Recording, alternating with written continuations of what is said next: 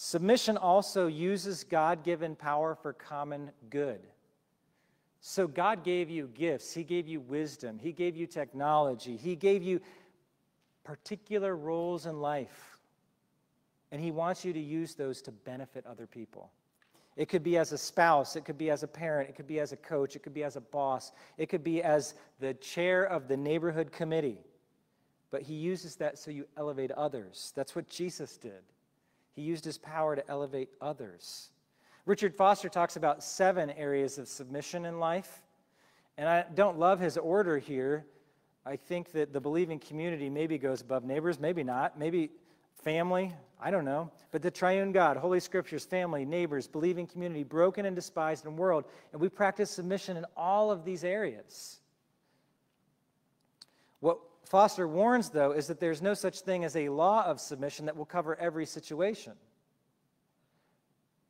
And so a lot of submission depends on the kind of relationship that you have with that person and trust that you would have with that person. The Spirit is an accurate discerner of the thoughts and intents of the heart, both yours and mine. And so also the Holy Spirit dynamic that you have with the person. So I want to talk about this in 2 specific areas. One of this is spiritual authority. So Hebrews 13:7 says, submit to your spiritual authorities. It makes their job more pleasant. It makes your life better. It's common good. It's common good. One thing that Bridges says here is that spiritual authority doesn't mean that someone has the authority to tell you whom to marry or not marry or where you're to work. It does mean that there should be someone who has your best interest at heart and can speak to those similar issues with wise biblical counsel. I just want to speak to you real briefly as your pastor. I don't try to assert any sort of spiritual life and demand that you obey me. I don't try to do that, but I do preach.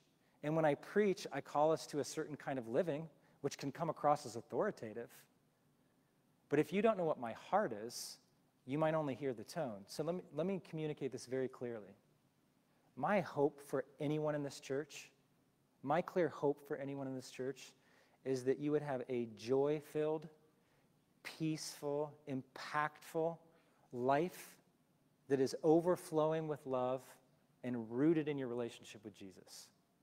So anything I preach on or teach on or counsel you in is driven by that desire. Not that you respect me, not that you heed my advice. I want you to have a joyful, peaceful, impactful life overflowing with love that is rooted in your relationship with Jesus.